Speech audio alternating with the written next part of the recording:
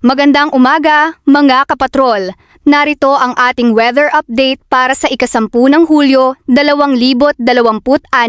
Sa Luzon, asahan ang maulap na kalangitan na may mga pag-ulan at pagkidlat-pagkulog lalo na sa Ilocos Region, Cordillera Administrative Region, Cagayan Valley, at ilang bahagi ng Central Luzon dahil sa epekto ng Super Typhoon Inday at pinalalakas nitong habagat. Posible ang pagbaha at pagguho ng lupa sa mga lugar na makararanas ng malalakas na ulan.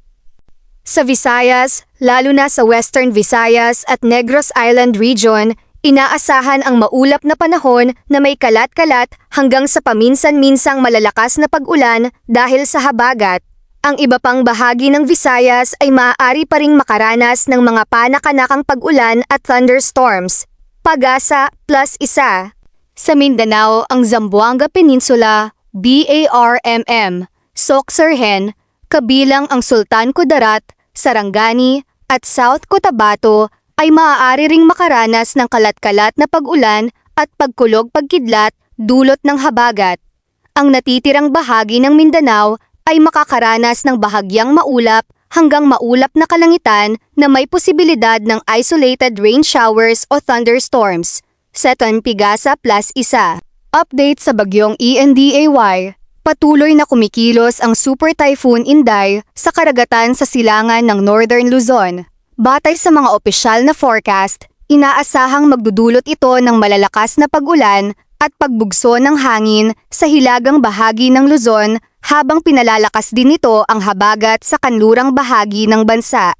Sa kasalukuyan, wala pang opisyal na kumpirmasyon mula sa PAGASA tungkol sa panibagong bagyo na sumusunod kay Inday.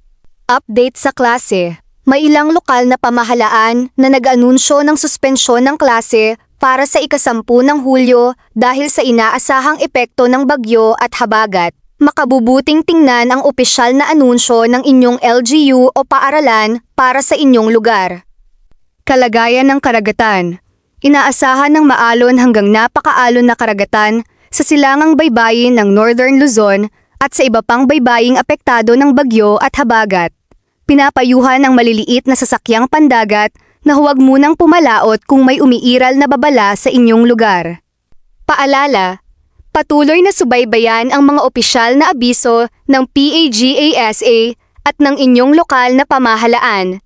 Maghanda ng emergency kit at umiwas sa mga lugar na bahain o landslide prone kung may malalakas na pag-ulan. Maraming salamat sa panonood. Ito ang inyong Koy Patrol. Nag-uulat ng panahon. Mag-ingat po tayong lahat.